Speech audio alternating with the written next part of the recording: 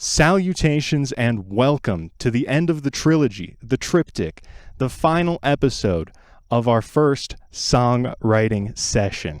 That's right, we're finishing the song today. In the first episode, which you can watch here, we recorded a rough demo. In the second, we double-tracked the drums and got a little stuck, but we managed to double-track the rest of the instruments as well.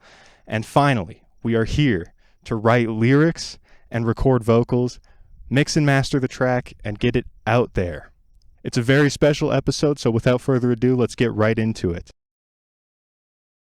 Alright, we're back inside. I had to take the hat off in accordance with our cultural strictures that dictate you can't wear those indoors. I'm coasting off of a Panda Express breakfast right now. I know it's a lunch and dinner food, but I'm a loner, daddy. A rebel. Anyway, as I was saying, it's a very special episode. I think whatever we have at the end of this is indebted to two very loyal bandmates. The first being Steven Anderson, who says that our demo sounds like the opener of an album, and the second being none other than Alien2545, who very graciously offered to write an acoustic intro for our song and even tabbed it out for us.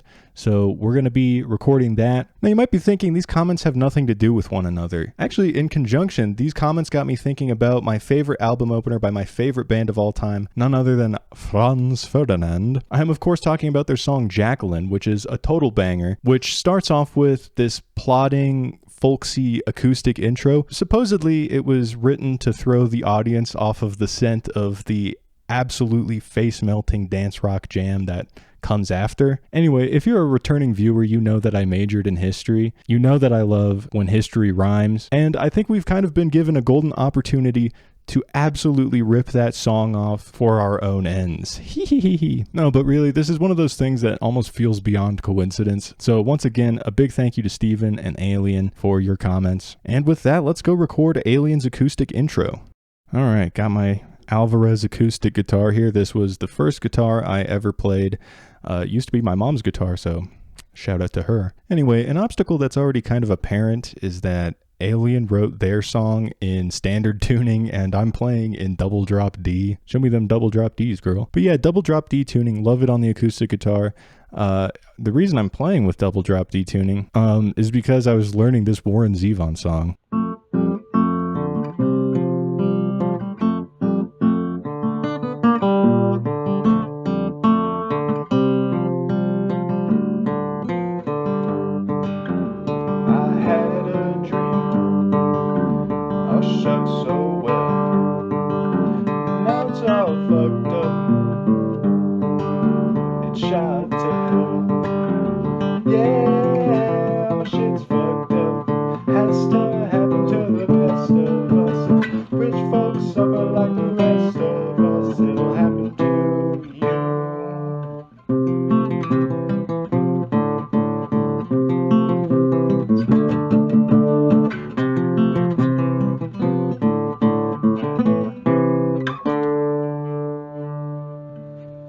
Leave a like if I should do a full cover of that. But yeah, whatever happens, I guess I'll see you once I've recorded that intro.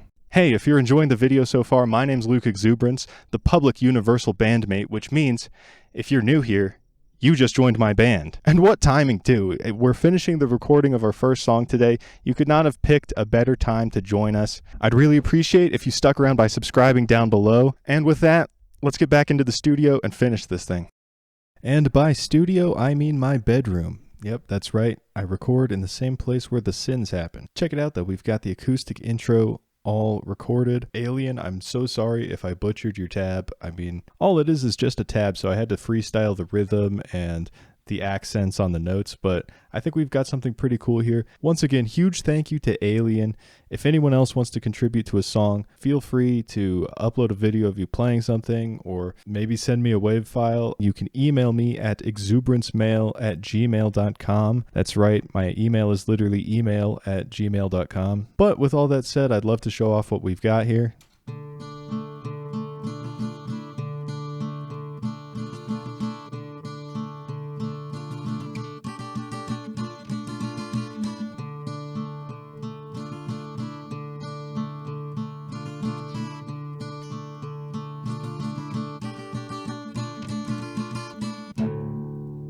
Open drop D. Little build up. Some other things I kind of want to show off in the song. I I really trimmed down these verses so that way they're a little less busy. Namely by cutting out the bass line. Except for like a little accent note. And then it comes right back in. I was having trouble with the middle 8 to the final chorus, which was really jarring. So I added almost a second breakdown where all the instruments except the guitar and bass disappear, and the drums, of course. And it kind of does the same tempo buildup that you saw in the intro.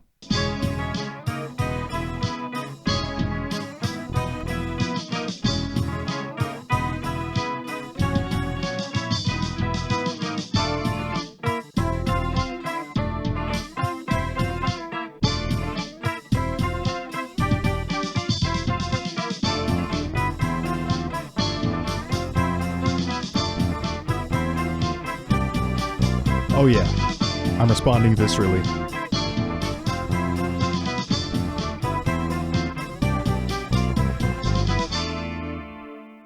That's a nice little trick you can do at the end of a song. You can just like throw on some random note from somewhere else in the song, throw a crash cymbal over it, and you've got the period at the end of the sentence, and that's on period. So yeah, that's the song so far. I think I'm going to sleep on some lyrics, and the next you hear from me, I'll be writing them.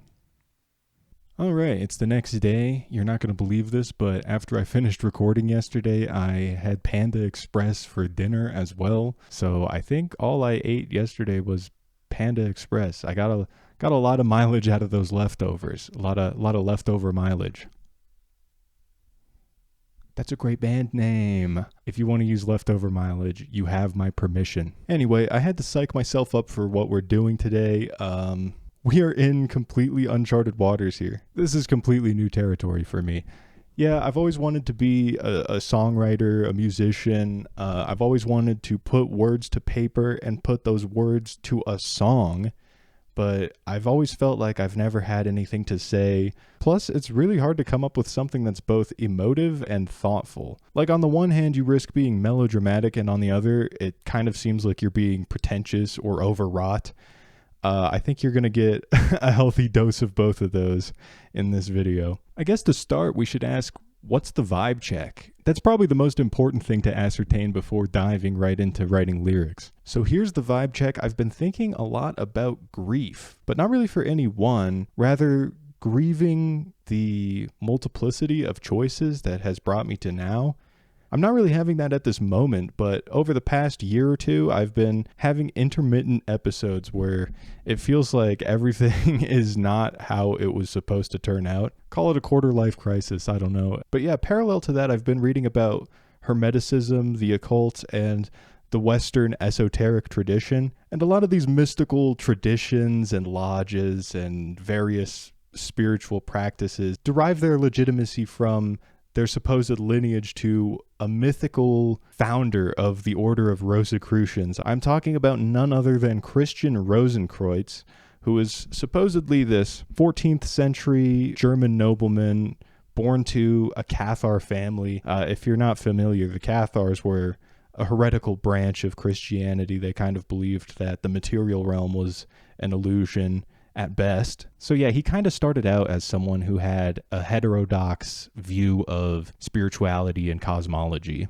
Now I should note that this guy is a mythical figure. He's a legendary alchemist. It's probable that he didn't even exist at all. Having said that, the story goes he was orphaned at a young age and sent to live in a monastery, and he found that the monastic life didn't necessarily suit his aims. So when he was sent on a mission to the east, that is to say, the Holy Land back then, he started dabbling in a bunch of other mystical traditions.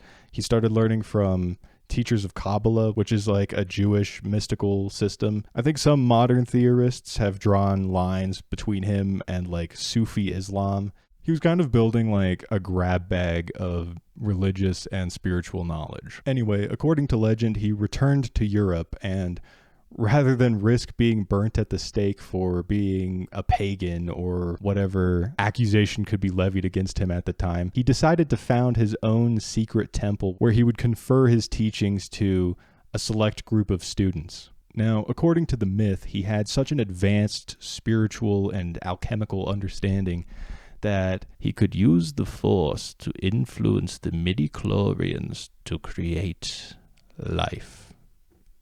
And I'm not joking about that. Supposedly, he lived to be 106, and a century or so after his supposed death, an architect who was a student of his order was doing renovations on the temple and found this hidden antechamber with his corpse in a state of perfect preservation. So yeah, it's a cool story. Christian Rosenkreuz is almost kind of like a Western Buddha figure. Obviously not to the extent that our boy JC is, I guess. But in any event, he shares all those classic Buddha traits, being born of a noble family, being dissatisfied with the value system that was imparted on him, and trying to explore and find some sort of deeper hidden truth out there. So what does this have to do with our song? Well, I was wondering if any of these spiritual gurus, so to speak, understand the kind of grief that I was just describing. And somehow I think the answer is yes.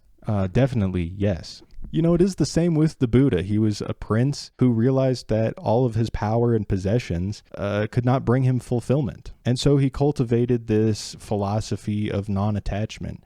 And the thing about non-attachment is that you do have to detach from the things you are attached to. And I think that inevitably involves a grieving process. In other words, the profession of itinerant mystic doesn't really attract people who have their shit together. So on that note, I think this is a great symbolic framework with which we can dress up our kind of emotional core to our song. And it works out really nice that we wrote this thing in the Dorian mode, because that is definitely the musical tonality I would most associate with traveling to a far off land to acquire forbidden occult knowledge. So let's go bust out the old loose leaf and write it out. Hello, you're probably wondering where we are right now. May I introduce you to the Exuberance Mobile Recording Apparatus 5000. Boasting a V6 engine and a Radiohead sticker that does not show any affiliation to the politics of the core band members, this vehicle is the latest and greatest in 2005 Hyundai Tucson retrofitting technology. And by retrofitting technology, I mean throwing a blanket over the windshield so that way there's not sound waves bouncing around in here. But yeah, I record vocals in my car. I mean, that's how the car seat headrest guy got the name of that band. I figure if it's good enough for him, it's good enough for me. Never mention car seat headrest around me. One of the worst fumbles of my life happened at the car seat headrest concert at Red Rocks in 2019. I was there with my mom to see Interpol, who they were opening for. I actually wore this shirt today, this Interpol shirt, because I knew I'd be telling this story. And there was this cute girl from my geography class who was sitting in the row right in front of us with her mom. And I smiled and waved, and she smiled and waved, and it was classic meet cute material. But for whatever reason, my little 19-year-old brain at the time could not connect the synapses necessary to actually go up and talk to her. Like, sure, it would have been easy enough to say to my mom, hey, I know this girl, I'm going to go talk to her. But then what? I was going to spit game in front of her mom? No way. The whole thing seemed like a proverbial clusterfuck. And then, as I was pondering the situation, the skies opened up with this icy biblical deluge, this nitroglycerin diluvian flood that rendered all living flesh caught in its wrath into a clammy gray mass. This was in the middle of car seat headrest set, and my mom and I were like, well, fuck this. We're here to see Interpol. So we sought refuge in the bowels of Red Rocks. Now, the thing about the subterranean levels of Red Rocks is that it's almost like a hard rock cafe of sorts. There's music memorabilia in there. And as I was staring at the extra large jockstrap owned by David Bowie at one point, I thought to myself, you know what? When I'm back up there, I'm at least going to say hi to this girl. 15, 20 minutes goes by. Car seat headrest finishes up their set. The rain clears out, thank God. And we head back up to the surface. And that's when I learned that girl was only there to see car seat headrest. So yeah, that's why I will not be listening to the new car seat headrest album. I know that just came out. I'd rather avoid traumatic reenactment, okay? And listen, I was 19 back then. I'm almost 26 now. This should definitely just be a funny anecdote at this point, but I would be lying if I said that I didn't think about it all the time. And it's not even because I'm limerent for what could have been, right? I'm not like, oh, my wifey, I missed her. No, it's because I fumbled so hard that it has echoes into the present. I'll just be sitting and minding my own business and I'll think, damn, can't believe I fumbled like that. The lacerations of indecision leave lifelong scars.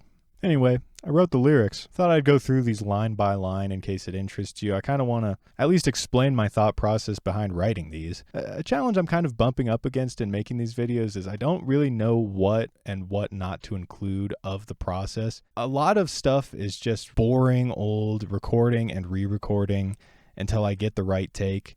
And no one wants to watch that. But also, I don't really want to spoil too much, which is why I'm actually not going to be recording any footage of myself singing in here. For one, because this camera's on my dashboard and the lighting's actually pretty good without the blanket on the windshield. But also because it's like, after I sing, you know, the song is done. Like, you get to hear the finished product. I don't know. Let me know what you think down in the comments below. I hope these videos are entertaining. I try to highlight the best parts of the songwriting and recording process, and I hope it pays off. But yeah, if you have any suggestions, I would happily entertain them. Now let's get to these lyrics. So the intro, it goes, I've seen the streets, I've seen the sands. How can you move when nothing's new beneath the sun? In far-off places, holy lands, they say, only when what's new has bloomed can the grief be done. Right here, I'm just kind of introducing our narrator as someone who has seen far-off distant lands and attained mystical knowledge in them, a la Christian Rosenkreuz. The chorus, I tried to keep the chorus pretty austere because our main riff is in there, and I'd rather have that kind of shine rather than any fancy singing. So I just tried to make it simple and catchy, and I think it mostly worked. It goes black pillar, white pillar, another made of light with a priestess in the middle, a strong pillar, the mercy pillar. You have to be strong, there were never mercy killers. So yeah, kind of dark. The black and the white pillar are classic Hermetic symbols. They come from the Book of Solomon. King Solomon supposedly put up 2 pillars in his temple, one representing strength and the other representing mercy. I won't explain too much here. If you want, you can go watch like Esoterica or something. But the priestess, that's an allusion to the tarot card, the High Priestess. She is sitting betwixt the black and white pillars on that card. To be honest, Mercy Killers just sounded badass and it rhymed with everything else I had there, so I just threw it in there. My thinking is kind of like someone who is so spiritually lost and confused that their initial state is one of wishing they could just be mercifully taken out of the game of life.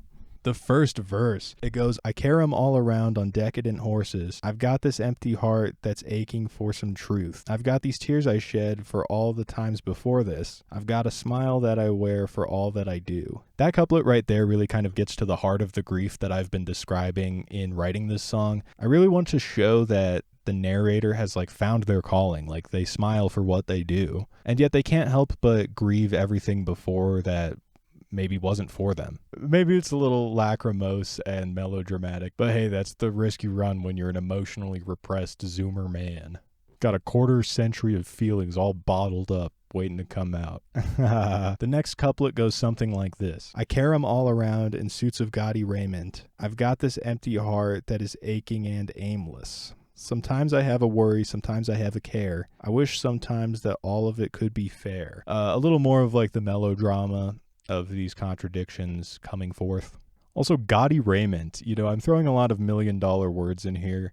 I know some people don't like when a word in a song has more than 2 syllables in it. I'm not one of those people. Maybe I'm telling on myself as a stupid guy, but I like when a song can educate me. It's the same with carom. Same with the word carom. That's a word I just saw in a book, but I feel like it describes the nature of a peripatetic mystic better than, oh, I wander all over the place. Like, no, this person is bouncing from town to town trying to see who or what has mystical insights for them. It's the chorus again, and then we go into verse 2, which I tried to differ from the first verse by really showing how this person has developed. I almost kind of want it to be like on the other side of this second chorus. They've completed their Jedi training, or whatever you want to say. The verse itself goes, I carry 'em all around in road-worn old sandals. I've got a heart that is ever slightly fuller. I've learned to apprehend all my hidden vandals. I've got a smile that I wear for all that I do. Kind of repeating that motif. I carry 'em all around in anything that suits me. I've got a heart that knows nothing is worth losing. Sometimes I have a worry, sometimes I have a care. In games of love and war, I know that everything is fair. Sometimes you just got to throw an idiomatic zinger on the end. I think it makes the song seem more accessible. I can't believe I'm saying that just after saying that I like when a song educates me and kind of goes out into the deep end a little bit in terms of vocabulary. But no, idioms are important for a reason. They're aphorisms of folk wisdom that we all know and share. And through that, we're able to kind of bond through them. It makes the song feel more grounded. And here's the bridge. This part is kind of just cribbed from the Wikipedia page of Christian Rosenkreuz. It goes, "When you find me inside my ancient tomb, with 106 years of wrinkles on this face, perfectly embalmed, supine and sleeping, know to worry not, yours forever, Frater C. Frater C is supposedly the name he adopted after his spiritual transformation. The only evidence for his existence is a letter that is signed Frater C, presumably Christian Rosy Cross or something like that. The Rosy Cross is, of course, the symbol of the Rosicrucians. But yeah, I guess there's nothing really left to do but get down and dirty and record this thing. So with that, I guess I'll sing us out. If you enjoyed the video, my name's been Luke Exuberance. I hope I'll see you at the next band practice. Until then, peace. I've seen the streets, I've seen the sands. How can you move when nothing's new beneath the sun? In far off places, holy lands, they say, only when what's new has bloomed can the grief be done. Be done.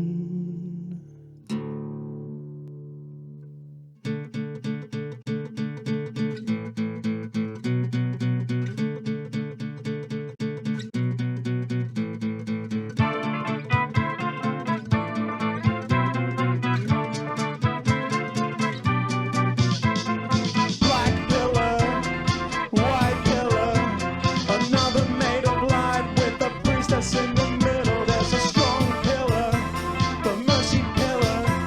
You have to be strong, there were never mercy killers.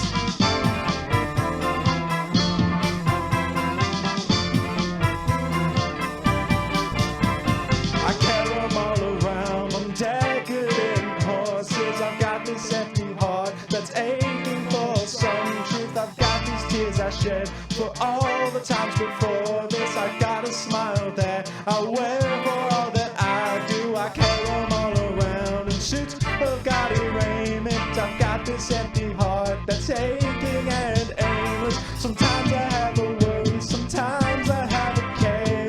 Wish sometimes that it could just be fair. Black pillar, white pillar, another made of light with a priestess in the middle. There's a strong pillar, the mercy pillar. You have to be strong, there were never mercy killers.